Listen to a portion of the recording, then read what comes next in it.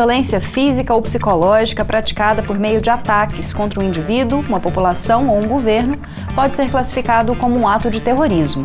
Em 2016, foi sancionada no Brasil a chamada Lei Antiterrorismo, que trata da tipificação, julgamento e punição de crimes dessa natureza no território nacional. E para falar mais sobre essa lei e também sobre terrorismo, nós vamos conversar agora com Juliano Mioto, que é advogado e presidente da Comissão Especial de Estudo pelo Porte de Arma da OAB Goiás. Olá, Juliano, obrigado pela sua presença novamente. Eu agradeço por estar aqui. E contamos com o Pedro Guilherme Santos, que é advogado do Comitê Goiano de Defesa dos Direitos Humanos, Dom Tomás Balduino. Obrigado pela presença também, bem-vindo. Boa tarde a todos e todas. Para a gente começar, gostaria de falar especificamente da lei. Quais atos, quais práticas podem ser tipificadas como terrorismo? Vou começar com você, Juliano. Bom, a lei, ela começa já no seu artigo 2º, ela diz lá, delimita bastante o que pode ser considerado o ato de terrorismo, colocando como a motivação do mesmo, que seja atos que tenham como razão, a xenofobia, a discriminação, contra a raça, cor, etnia, essas coisas, mas no decorrer da lei ele vai tratar de outros atos também que são considerados como atos terroristas, como por exemplo você portar bombas, você andar com artefatos e atentar contra a vida das pessoas ou de grupos, de coletividades. E também ele trata também da questão das pessoas que financiam os atos de terrorismo, os atos preparatórios também ao terrorismo também são tipificados na lei.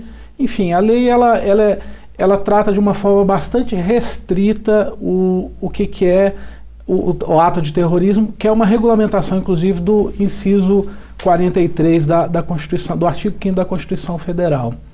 Pedro, quer acrescentar? De fato, a lei antiterrorismo ela é bem ampla, doutor? Nós do direito penal chamamos isso de vários núcleos. A lei possui vários núcleos, ou seja, vários verbos, usar, portar, levar consigo, tem vários núcleos, mais de dezenas de núcleos, então é uma tipificação bem ampla para criminalizar aquele que a justiça entender que cometeu atos terroristas. Então tem vários verbos que a lei tipifica. E qual que é a importância da aprovação dessa lei em 2016? No Brasil existem atos terroristas? Existe essa preocupação no Brasil para a criação dessa lei? A lei, como já dito, surge em 2016 a partir de uma pressão externa econômica do GAF, que é um Comitê Internacional Econômico para acabar com o financiamento do terrorismo. Então o Brasil foi pressionado a entrar nessas leis também, como todo mundo.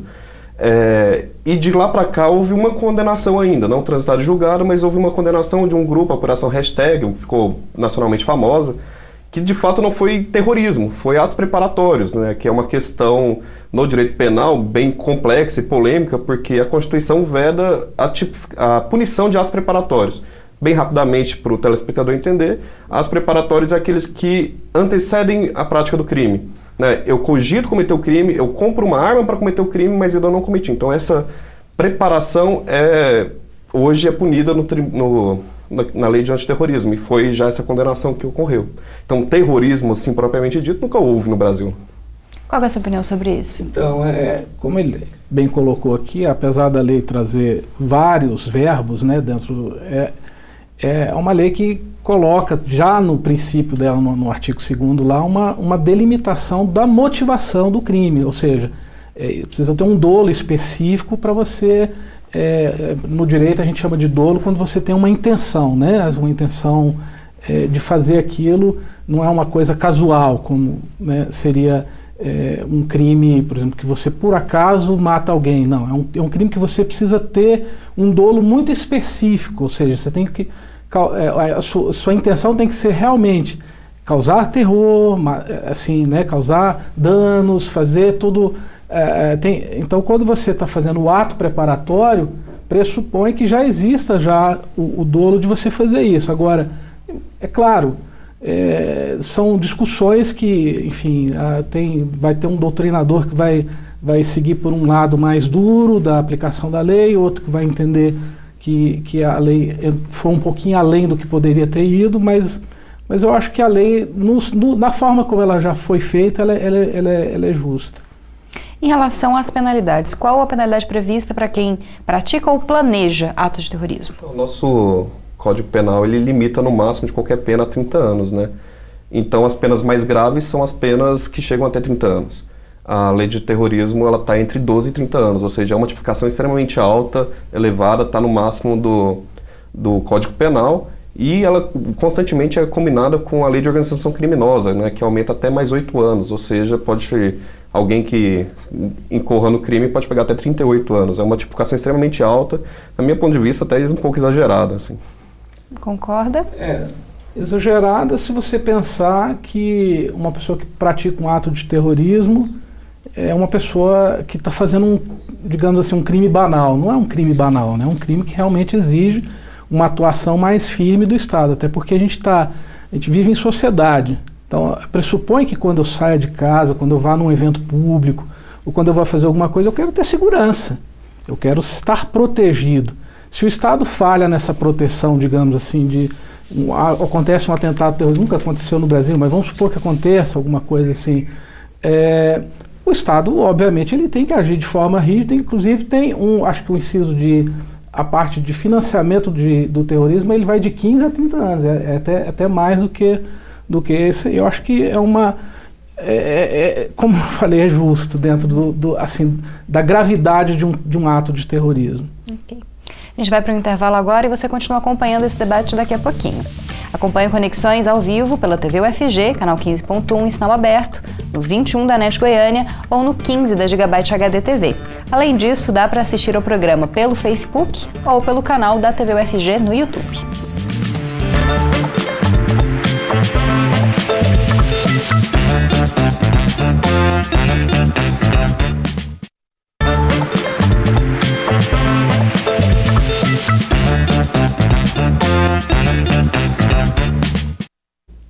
Estamos de volta com o programa de hoje que discute a lei antiterrorismo.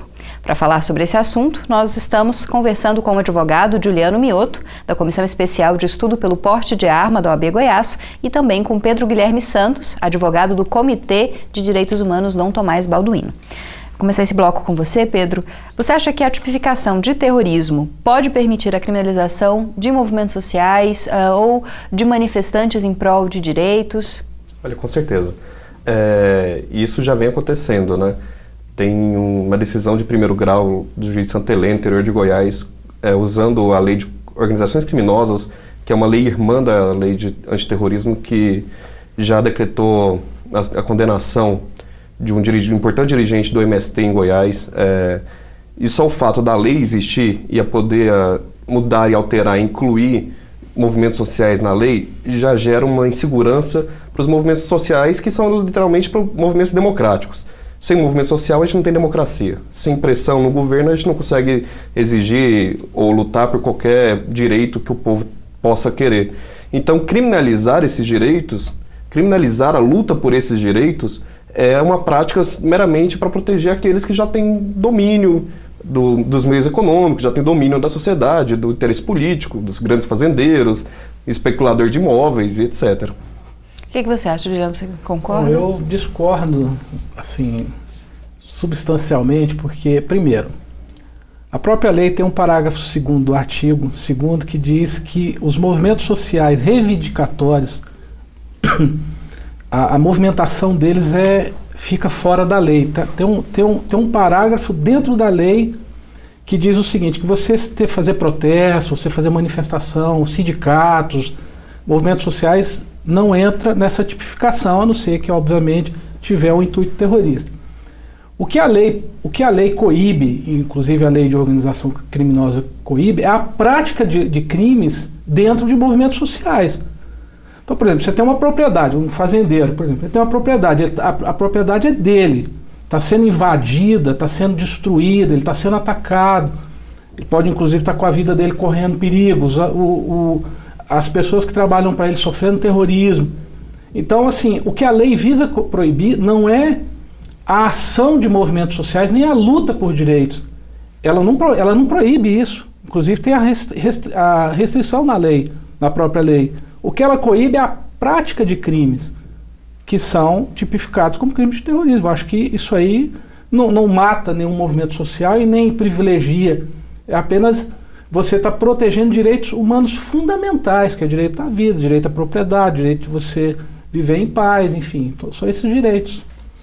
Bom, Pedro, desde 2013 a gente vem acompanhando um aumento das manifestações de rua, de ações praticadas na rua. E a gente também viu muitas dessas ações a movimentação de grupos que praticam atos depredatórios contra patrimônio público ou patrimônio privado, né, os black blocs, por exemplo. Essa lei, ela pode incidir também sobre essas pessoas? Não, com certeza. De fato, o doutor teve razão em falar que existe um parágrafo que retira movimentos sociais, mas justamente está voltando em discussão no Congresso a inclusão desses movimentos sociais. E uma lei não é uma cláusula da Constituição, ou seja, é muito fácil alterar a lei. Com mera maioria simples, já se altera a lei e está aberto para criminalizar o movimento social. O que acontece? De fato, tem que se proteger, tem que se lutar e vedar a prática de crimes, independente de onde aconteça. Na universidade, no movimento social, na justiça, onde acontecer tem que acabar com o crime, tem que combater o crime.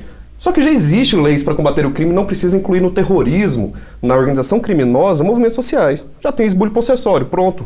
A lei de esbulho possessório já protege o proprietário de terra. Ou seja, a prática de crime eventual que aconteça pelo movimento social do camponês já está protegida pelo esbulho possessório. Tem dano ao patrimônio. Agora, queremos colocar movimento social reivindicatórios como terrorista numa pena de 12 a 30 anos é exagero. É antidemocrático. É proteger aqueles que têm um meio de produção. É isso, pegar um jovem universitário que participou eventualmente de uma pedrada no ônibus na lei de 12 a 30 anos. Isso é extremamente perigoso à democracia. Juliano? Então, acho que perigoso à democracia é você praticar atos que atentem contra os direitos de outra pessoa, ou seja, que você pratique crimes contra outra pessoa, contra patrimônio. Isso, para mim, atenta contra a democracia muito mais do que você proteger isso. Claro que a aplicação de toda lei ela deve ser feita pesando todas as circunstâncias. O julgador ele tem as condições de observar todas as circunstâncias existentes. Tanto que, até hoje, como você mesmo colocou aí, só um grupo, que foi aquele grupo daquela operação hashtag, que teve a aplicação da lei antiterrorismo. No Brasil, enfim, não houve nenhuma criminalização de nenhum grupo, movimento social. Como eu disse aqui, você ter um movimento social é legítimo, você fazer manifestação é legítimo, você lutar por direitos ou por aquilo que você acredita é extremamente legítimo e democrático. Agora, você usar de violência, praticar crimes, fazer... Aí eu acho que precisa de um rigor mesmo da lei, até porque a gente vive em paz, porque esse é o objetivo da existência do Estado, para que a gente viva minimamente em paz. Em relação a esse caso que o Pedro citou, de um dirigente do MST que está sendo julgado por organização criminosa e o julgamento começou, a ação começou depois da instituição da lei, né, depois da aprovação da lei. Pelo que eu não conheço o caso, mas pelo que ele falou, ele não está sendo aplicado a lei antiterrorismo, né, a lei de organização criminosa, que é prima irmã da lei antiterrorismo. Bom, eu acho que, por exemplo, MST, MTST, esses movimentos, eles se tornaram, obviamente, movimentos clandestinos. É difícil de você identificar quem são os líderes, eles não têm personificação jurídica. Então, por exemplo, você falou de crime de dano, você vai ser obrigado a indenizar. Quem que vai indenizar? Não tem nada. Então, acho que há que se ter, sim, um rigor para se proteger as pessoas do abuso de outra pessoa. Vou passar a palavra nesse finalzinho só para o Pedro poder dar a resposta dele também. Não, assim, é uma falácia de que o MST e o MTST são clandestinos, etc. Todo mundo conhece o Guilherme Boulos, candidato a presidente, que é o grande líder do MTST, o João Pedro Stedley, do MST. Todo mundo conhece as pessoas do MST e são importantíssimos para... Hoje, por exemplo, bem rapidamente, o MST é quem mais produz comida orgânica nesse país. Né? Então, assim, como é que vai falar que é uma organização clandestina? Eu acho que é pelo menos uma falácia. Bom, a gente vai para mais um intervalo e daqui a pouquinho a gente finaliza essa conversa a respeito da lei antiterrorismo e a gente vai falar, na verdade, sobre a possibilidade de alteração dessa lei. Você pode enviar a sua sugestão para jornalismo@tvufg.org.br ou então pelo WhatsApp no 99181 1406.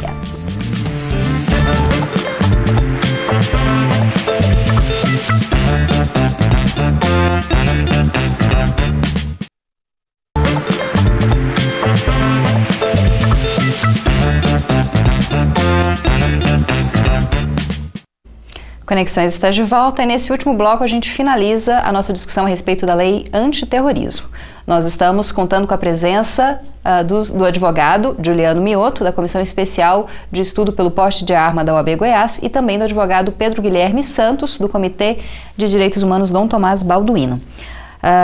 Queria falar com você, Juliano, a respeito da possibilidade de alteração da lei, que depois da eleição de Jair Bolsonaro voltou a ser discutida no Congresso, a proposta é que alguns itens vetados pela ex-presidente Dilma Rousseff possam ser incluídos nessa lei. Qual que é a sua avaliação sobre essa possibilidade de mudança?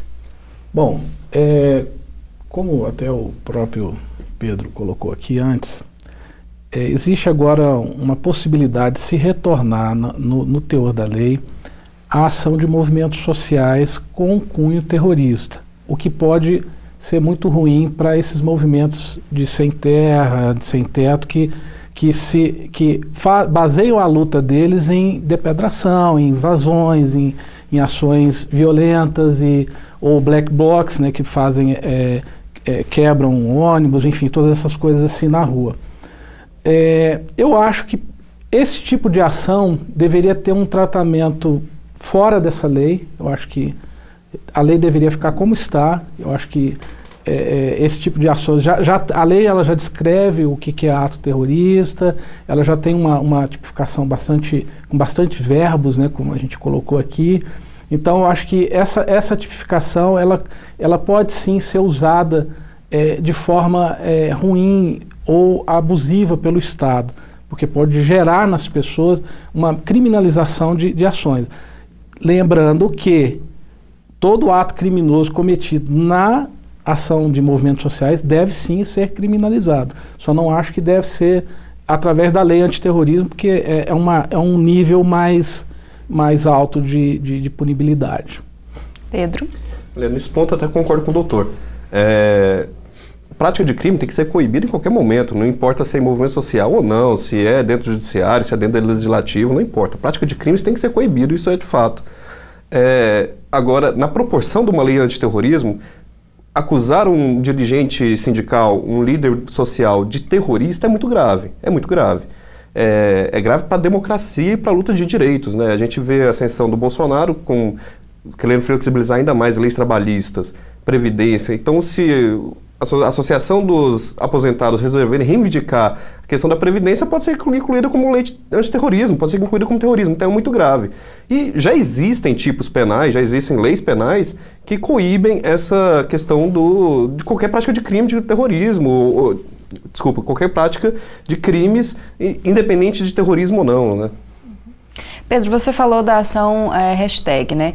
Como que funciona, na verdade, se existe dentro da lei alguma previsão para a prática de crimes pela internet, pelas redes sociais? A gente vê isso acontecendo, né, no mundo todo. Aqui no Brasil também há algum tipo de penalidade para quem cometa esses atos? Olha, com certeza. A gente já sabe de uma lei que foi extremamente divulgada, midiática, a Lei Carolina Dickmann, né, que foi uma lei que já traz vários elementos para questão de crimes virtuais, cibernéticos, etc. Tem propriamente um marco civil regulatório da internet que já vê trazendo novos elementos de o que pode e o que não pode ser feito na questão da internet. Então, tratar o terrorismo também cibernético é uma questão complicada. A própria lei já fala em elementos que podem ser terrorismo praticado pelo computador ou não. Então, independente do meio que se pratica o crime, já está tipificado, mesmo sendo computador ou não. É importante discutir essa questão também da internet nesse momento? Inclusive o projeto de lei que está em andamento para incluir esses incisos fala um pouco mais sobre essa questão de crimes cometidos através de redes de computadores. Inclusive, tem um artigo que me preocupa bastante, que ele diz assim, que você simplesmente apoiar online ou compartilhar, ou demonstrar simpatia, parece que assim, né, por atos terroristas, assim, por organizações terroristas, pode te acarretar aí as penalidades da lei antiterrorismo. Como eu coloquei aqui no começo, eu acho que a lei, como ela está, ela atende, até porque o Brasil não tem atos de terrorismo como em outros países do mundo, mas eu gostaria de lembrar um fato. A França, que é um país assim até de viés menos conservador, mais socialista, a lei antiterrorismo deles é muito mais dura do que a nossa. Então, assim, por quê? Porque eles foram alvos de muitos ataques. Então, para eles, faz todo sentido eles endurecerem as ações estatais contra o terrorismo. O que o Brasil está querendo fazer é se antecipar supostamente a algo que possa vir a acontecer, enfim. Não sei se isso caberia agora, não sei se isso é uma coisa que cabe agora, mas essa questão da internet é preocupante. Até porque o legislador pode definir, já que a gente não pode delimitar o que é terrorismo, não existe uma definição única para terrorismo, o próprio legislador é quem vai julgar, né, se foi ou não algum ato terrorista. Essa questão é bem complexa, né, porque eu ando vendo e cada vez refletindo mais que o nosso direito menos importa o que está na lei, doutor, e mais a aplicação na sua ponta, seja pelo juiz, pelo policial. O policial que prende no primeiro momento, seja polícia civil, polícia militar, ele vai dar uma tipificação que vai ser revalidada no judiciário e que vai gerar uma condenação, ou seja, a tipificação na ponta é o que está sendo mais importante. Então, aquilo que o policial investigador, o policial federal, o policial civil definir como crime, vai ser levado adiante. Normalmente é levado adiante. Raramente se muda no meio do caminho. Portanto, se um policial define que aquilo é terrorismo, deixando bem ampla essa definição, provavelmente vai continuar caminhando na lei terrorista. Então, tenho essa preocupação da aplicação da lei em si. Certo. Bom, infelizmente nós sempre estamos chegando ao fim. Queria agradecer, Juliano, novamente pela sua presença. Muito obrigada. Obrigado. Agradecer, Pedro. Bem-vindo ao Conexões. Espero poder contar com a sua presença novamente. Obrigado pelo convite. Queria também deixar aqui um recado para quem quiser participar do Comitê Dom Tomás Balduino de Direitos Humanos, quiser ajudar, quiser contribuir de qualquer forma, até levar casos de violência dos direitos humanos, estamos de portas abertas, recebendo qualquer um. Certo. Muito obrigada. Conexões de hoje fica por aqui.